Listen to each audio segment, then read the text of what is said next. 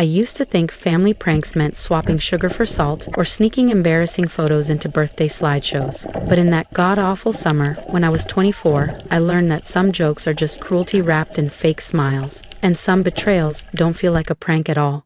They feel like exile. It was the moment I realized I'd never truly belonged. And the worst part? I spent my entire life thinking I did. If you think I'm being dramatic, let me walk you through it. My name is Noelle, and I was living in a crumbling little town in New Mexico, tucked inside the same creaky house my parents called our legacy. I called it suffocating. College? Never had the chance. My dad, Rick, said college was for people who like to waste money learning how to complain. His words, not mine. He had me working full-time at the family's auto parts shop, doing everything from opening to closing, bookkeeping to sweeping. No salary, just a couple $100 to help out, as he put it. Meanwhile, my sister Brielle, 2 years younger, was the queen of the family. She barely lifted a finger but got treated like royalty. Brielle could spill a drink on a customer, and Dad would joke that she was just keeping things exciting. If I so much as sighed too loud, I'd get told to quit the drama. My mom, Donna, was a peacekeeper to a fault. Soft-spoken, sweet-eyed, but never once raised her voice for me, just whispered, "Don't upset your father," while I held back tears. One night, I walked nearly 6 miles home after a double shift. My only scooter? Brielle had borrowed it and dumped it somewhere out by the river. I got home blistered, sunburnt, and exhausted. My dad's greeting?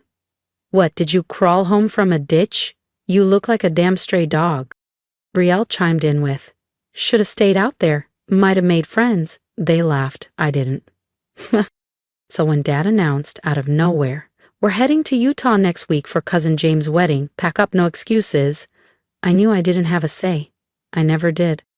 Brielle drove the family minivan like it was a race car. I was jammed in the back with the suitcases and a melted tub of potato salad. They spent the entire ride recounting my greatest fails. I was the punchline again. On the morning of the 4th day, we pulled over at some dusty roadside stop near Moab. Mountains in the distance, vending machines older than me. I said I needed the restroom. Dad just muttered, "Make it fast," without even looking at me. He didn't need to. That was the last time I ever saw their faces. "You're not some queen who gets special treatment." That's what Rick had muttered before I got out of the car, like I'd dared to inconvenience royalty just by existing. I stepped onto the gravel in nothing but a stretched-out t-shirt and faded jeans. My wallet? Somewhere deep in the suitcases. My phone? Plugged into the dashboard charger that Brielle had monopolized all morning. I was gone maybe 8-9 minutes. Just enough to wash my face, splash some cold water on the exhaustion, but when I stepped back out into the glaring Utah sun, blinking, adjusting, everything in me froze. The parking lot was empty. No silver gray minivan, no Rick, no Brielle, no Donna. It was like they had been erased from the world in one cruel, deliberate blink. For a second I laughed to myself, because it had to be a joke, right? They parked somewhere else. They were hiding, playing one of their twisted little games like back when I was 12 and thought their pranks still came from love. But 5 minutes of circling the restroom, 10 minutes of peeking behind vending machines and calling out timid, broken versions of Dad, Mom, Brielle, it all led to the same truth. They were gone, and they weren't coming back. I sat down on the blistering curb, the cement burning through my jeans. My forehead was sweaty, but my arms broke out in chills. I watched the empty road for a long time, waiting for headlights that never returned. At some point, a passing trucker stopped. "You all right, miss?" I gave him a smile so forced it nearly cracked my face. "My friends are just in the bathroom. I'm waiting." He nodded and left. Because I knew how to look okay, I'd been rehearsing that role for 2 decades. But something shifted in me. For the first time, I didn't feel fear. I felt clarity. I felt done. The kind of done that doesn't cry or scream. It just lets go. I had 2 choices: sit here forever, or get up and write a new chapter. Not just from this roadside stop, but from the prison that was my so-called family. I stood up after nearly 2 hours. No phone, no wallet, no plan. But maybe, finally, I had something better. A beginning. Strangers passed by, most pretending not to notice. A little boy tugged at his mother's hand and whispered, "Mommy, is that lady lost?" His mom hesitated when I stepped toward her, my voice barely working. "Excuse me, could I borrow your phone? I got left behind." She stared, then slowly handed it over. I was supposed to call Rick, to beg, to ask why, but all that came were memories.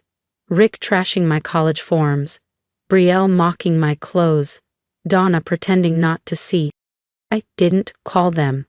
Instead, I looked up and asked the woman, "Is there a shelter nearby?"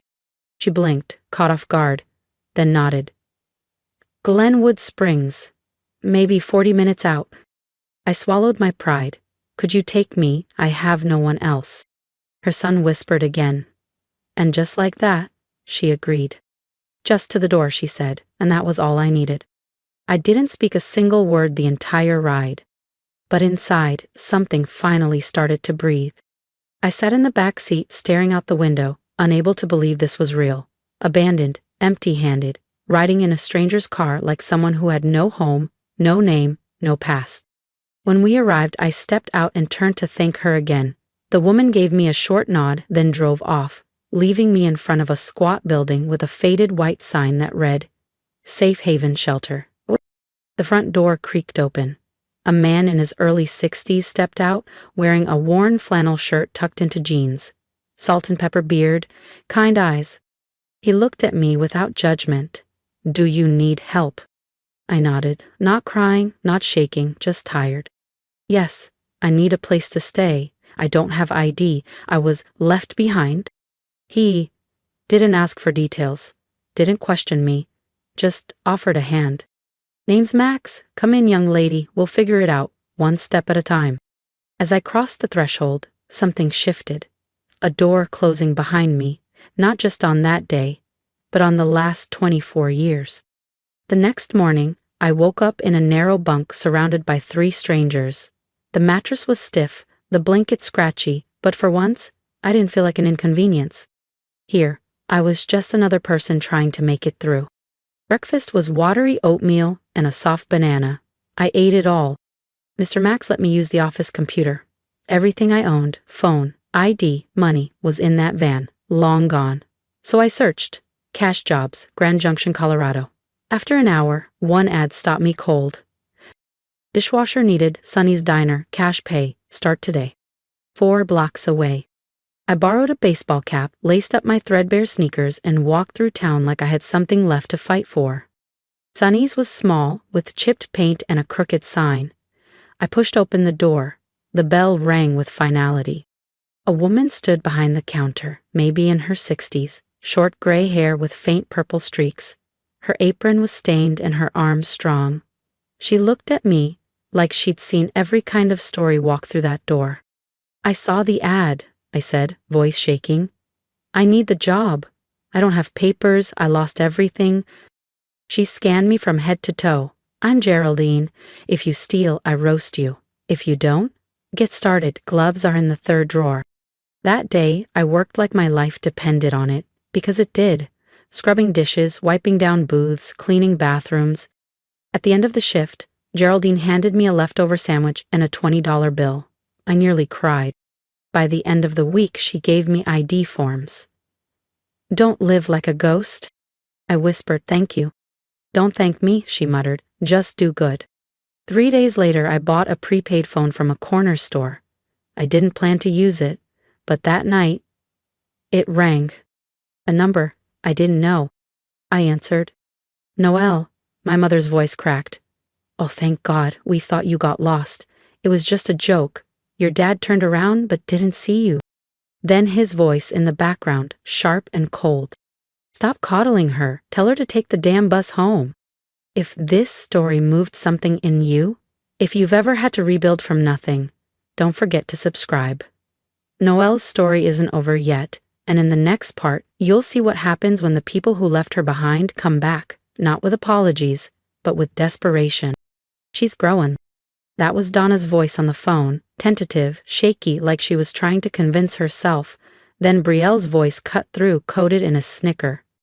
"Noelle, come on. You've made your point. Who knew you were this dramatic? I clenched the phone until my knuckles turned white. No apology, no accountability, not a single ounce of real regret. I exhaled, my voice eerily calm. If the goal was to see if I could survive on my own, congratulations. I am. And from now on, I'm never coming back. I hung up. Then I blocked the number. I went through my contacts one by one, every familiar name, every tie to my old life, and deleted them. Each deletion felt like slicing away one more chain that had kept me tethered to pain. That night, I slept on a thin mattress in the storage room behind Sonny's diner, smelling like old fries and cleaning spray. But for the first time, I felt free. By fall, I had saved just over $300. It wasn't much, but it was enough for a start. I rented a one-bedroom apartment above a laundromat on the edge of town. No heat, no A/C, and the ceiling fan squeaked all night, but it was mine. I kept washing dishes at Sonny's. Eventually, Geraldine moved me up to prep cook. She taught me how to run a kitchen like a ship. Tight, focused, no nonsense. If you want to survive in this world, she'd say, control every damn spoon clink like it's a symphony. I did.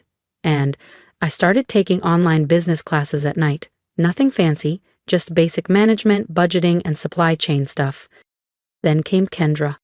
She walked into Sonny's one rainy Tuesday, headphones around her neck and a heavy medical textbook under her arm. Ordered the same thing every time. Denver omelet, no tomatoes, black coffee. She always sat in the same spot by the counter. I started wearing fake name tags just to amuse myself. Amber, Cindy, even Banana. Took her 3 weeks to notice. Is your name tag broken? She asked, laughing, or do you have an identity crisis? That laugh lit something inside me. We started dating, no roses or candlelit dinners, just pizza on the hood of her car and quiet coffee after my shifts. 6 months later, Kendra moved into my apartment. We argued over dishes, took turns cooking, and sometimes snuck up to the roof to watch the stars, even if we could only see 3. Geraldine noticed first. One night after closing, she said, Kendra's good for you, but don't let her see your crazy face when you've had 2 hours of sleep. Nearly 3 years after I was left at that rest stop, Geraldine called me into her office. I'm opening another Sonny's, she said, on the east side, smaller, older building. I don't need a partner, I need someone to run it. You want it? I froze. Who else, the damn cat? 6 months later, I opened Sonny's East. Small, unpolished, but mine. I never knew a hug could feel so gentle until Mr. Raymond, Kendra's dad, wrapped his arms around me after the ceremony. He patted my back and said, welcome to the family. I don't care what your past looks like. From now on, you're ours. I nearly cried right there, partly because I was overwhelmed, but mostly because no one had ever said ours to me before, with trust, without strings. Life didn't suddenly become easy, but it started to feel real. Kendra and I moved into a 2-bedroom apartment a few blocks from the park. It had creaky floorboards and a tiny balcony where we planted tomatoes that refused to grow. Kendra was in the thick of her residency, working brutal hours, and I was still running Sonny's East. We barely had time, but we made space for each other. 3 dinners a week, no matter how simple. Then came Ellie, a little storm in a yellow blanket. When I held her for the first time, my hands trembled. She looked at me like she was asking, Daddy, are we gonna be okay? I whispered back, I promise. You'll never be left behind. 2 years later, Marcus arrived during a thunderstorm, wailing like he owned the sky. He was a perfect copy of Kendra. Same sharp eyes, same frown when things didn't go his way. There was a time when the word family made me flinch. But one night, while changing Marcus under a dim hallway light, Ellie wandered in holding her teddy bear and mumbled, Daddy, can I sleep in your bed? I tucked them both in and lay there quietly, holding my entire universe. Our weekends were filled with homemade lemonade, parenting tips from Doris, and quiet newspaper chats with Mr. Raymond. We celebrated holidays with laughter, backyard games, and gingerbread cookies that always burned at the edges. One morning, while driving Ellie to preschool, she asked, Daddy, was your old house like ours? I paused, then answered honestly, No, Ellie, my old house didn't have hugs. Or laughter. But this one does. That's what makes it special. She smiled and looked out the window, satisfied. I had rewritten everything. No longer the girl watching through the window. I was inside the warmth now, building a home where love wasn't conditional and trust wasn't earned by silence. Then, on a Thursday afternoon during the lunch rush at Sunny's East, Maya, our new hire, peeked into the kitchen. "Noelle, someone's here, says they're family." That word hit like ice in my chest. I wiped my hands on my apron and stepped outside. And there they were. Rick, hunched and older, still carrying that same entitled stare. Donna, clutching her purse, pale and quiet. Brielle, arms folded, still performing for an invisible crowd. And next to her, a woman I didn't recognize. Probably her second wife. "Noelle?" Rick's voice cracked. "Is that really you?" I met his eyes coldly. "Yes. I'm Noelle. And you? I don't know who you are anymore." "Why now?" Donna reached into her purse and pulled out a thin folder, sliding it across the table. "Medical documents." Rick had heart failure, no insurance, the house foreclosed. Brielle was unemployed after a few failed startups. Donna needed knee surgery but couldn't afford it. I didn't even open the folder. 15 years. Not a call, not a text, and now you show up? Because you need money? Brielle forced a smile. "We're family, Noelle. Family helps each other." I tilted my head. "Family? You mean like when you left me at a rest stop in Utah with no phone, no wallet, and drove off like I was a stray?" Rick's voice turned sharp. "We came back to look. You were gone. How were we supposed to know where you went?" "I waited 3 hours, Rick. No one came back." "You didn't forget me. You left me." Donna's tears fell freely now. Real, maybe. I've regretted it every year. I kept waiting for you to call. "And when I didn't?" I asked. "You never called me either. Because silence was easier than the truth." Brielle's tone hardened. "This isn't about the past.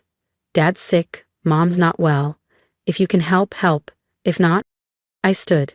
"Dinner, 6 o'clock, my house. But don't expect what you think you're getting." That night they sat around my table. Kendra set the plates. Ellie clung to her mom. Marcus buried his face into my side. Rick tried to speak to Marcus. He flinched. Donna smiled, but her eyes stayed nervous. Brielle rambled about family values. Her wife said almost nothing. After dinner, I brought out an envelope. Rick opened it. "A check?" he asked. $73? 50 cents, I corrected. "The price of a Greyhound ticket in 2009, from Glenwood Springs to Idaho. I never used it. You can have it back." Rick's face reddened. "You ungrateful brat. We're your parents." "No," I said. "You're the people who raised me, but family? That's something else." The room went silent. "You think you're better than us?" he shouted. I opened the door. "I am better than I used to be. Good luck." They left. No hug, no goodbye, just the sound of tires crunching gravel and the check fluttering back to the porch. Kendra came down the stairs. "You okay?" I nodded, but inside something old had finally cracked open and drained out. Not pain, not rage, just space. The next day, Geraldine slid a paper across the diner table. "Third Sunny's location. You're not just running it, you're co-investing." I signed, without hesitation. That night, at home, Ellie was coloring, Marcus surrounded by blocks. Kendra sat on the couch with tea. "I buried the past," I told her, "and I'm done letting it rot." She smiled softly. "What about the future?" I kissed her forehead. "We build it, brick by brick, together." Thank you for walking through this with me. I'd love to hear from you. What would you have done if you were in my shoes? Leave a comment below, not just for me, but for anyone else out there who's still trying to find their way. Share your thoughts, your strength, or even your silence. It all matters. And if this story reminded you that it's okay to start over, then take that reminder into your own life. Choose the people who choose you. Heal at your own pace. And please, subscribe so we can keep healing together. Still managing that little duplex